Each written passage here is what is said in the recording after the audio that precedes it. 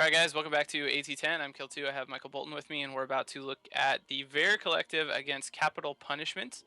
Veyr Collective has brought a pair of Vargers, a couple Hawks, a couple Caldari Navy Hookbills, and Capital Punishment has fielded only 42 points, 3 Cyclones and 3 Harpies.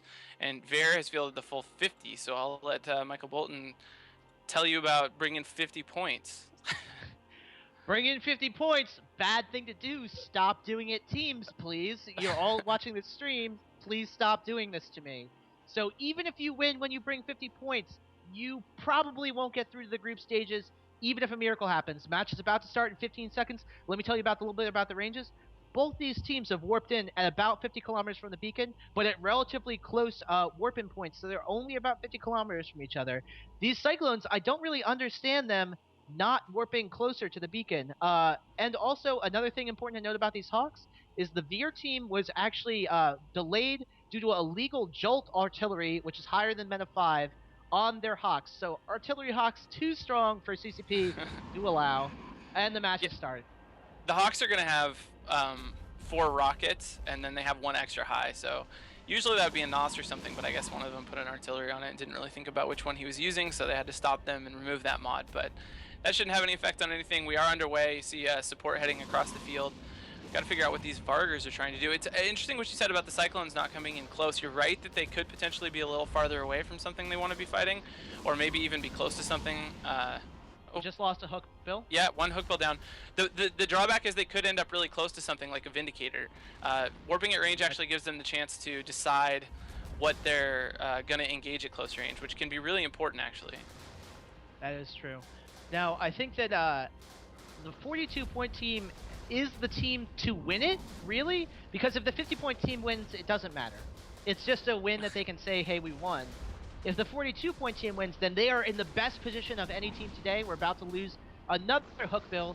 It's into armor, dropping the structure, and it's down. So the 2 hook bills already dead. The hook bills are great ships for the tournament because they have 5 mid slots and can fit some serious tank and some serious E-War. But with them down, they're going to have a pretty big E-War disadvantage versus all these Harpies. Man, speaking of Harpies, this Capital Punishment Harpy doing a really good job staying alive. He seems to be the focus of the Veyr Collective team, but he's tanking. I mean, shield boosting for sure, probably an ASB, but he's like holding. He's been holding at about half shields, and now we just lost one of the Hawks for Veyr Collective, so they're down to pretty much just their Vargers, and once the Cyclones get caught up to the Vargers, the Cyclones should be able to get under guns and have no problem not taking any damage. I'm trying to figure out what the Vargers are doing right now. I know they're, you see one damp they're just sitting. icon there, so one of them may not be able to lock depending on his position, but yeah, they're not doing a whole lot by the looks of it. Man, this Hawk is trying to GTFO.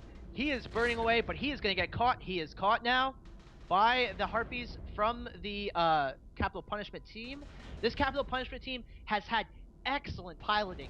They have been able to cut out the damage from everything, not losing a single ship despite having no logistics on the field. I don't believe even any shield boosters on these Harpies. Now, no, they have shield boosters. They have shield boosters. Oh, do they? Why is Thomas not boosting back up right now? Well, he's probably reloading right now. He's been tanking for quite a while. The Cyclones now are taking some damage for... I know the Cyclones caught up. You saw a second ago there. They had tackle on one of the Vargers, but it looks like the cost of that is that they're trading back some damage that the Vargers are doing. That Hawk for Veyr Collective about to go down. There he goes. So now just the 2 Vargers left. We're going to have to see if they're able to get anything done. I know I saw them running newts. I'm sure they're going to be ASB tanked, but the Cyclones really should have a pretty easy time chewing them up, especially with all that frigate support. Now, here's an important thing to note. If one of these Vargers doesn't die, everything is for naught. But if both these Vargers go down before the end of the match, then Capital Punishment is in... I can't even explain how good of a position they are compared to where they were last weekend. Having 0 points, going all the way up to having an 8-point bonus plus a perfect win is... Lazarus Tellraven has just informed me that this is one of these Cyclones is a missile cyclone. At least some. Well, that's not... Yeah, that's not that unusual, like trying to tell what kind of missiles they are, but Cyclones do have 3 utility highs. It's one of the big benefits of Cyclone. We're about to lose with one of these Vargers. Yeah. Yeah, he's gonna go down for sure. He's got the whole team on him, and then they'll switch to the other one. They really shouldn't have any trouble. This is a really strong performance for a 42-point team. But really good thing about the Cyclone, and you have a lot of options in the tournament, but you only have 5 turret slots, so you have 3 slots left over in the highs. Usually in the tournament, you need to have Gang Link in one of those slots, but the other 2 could be anything from newts to smart bombs to more guns, and since you can't actually put more guns, it's going to be missiles, and that's not too surprising. They've now got this other Vargur tackled. He's starting to take damage.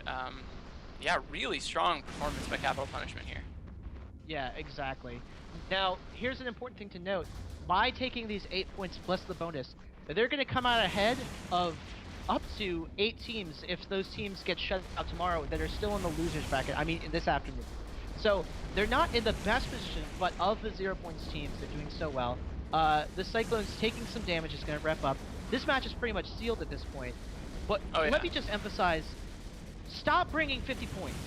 Stop doing this to me, because you're obviously, like, somebody on your team has not done the math to try and win. And just to squeeze it in before this match ends, you could have 50-point teams that are being paid to bring 50 points so that a team like Capital Punishment can get full, the best possible chance to move forward. But it's never going to be the case if the opponents are bringing Vargurs. Why would you throw away, billion-esque ships if you've been paid to lose the match? You might as well bring something cheaper. But anyway, match over. Capital Punishment looking real good now to move on to group stages. Congratulations to them. We'll be back in 10 minutes. Thanks for tuning in, guys.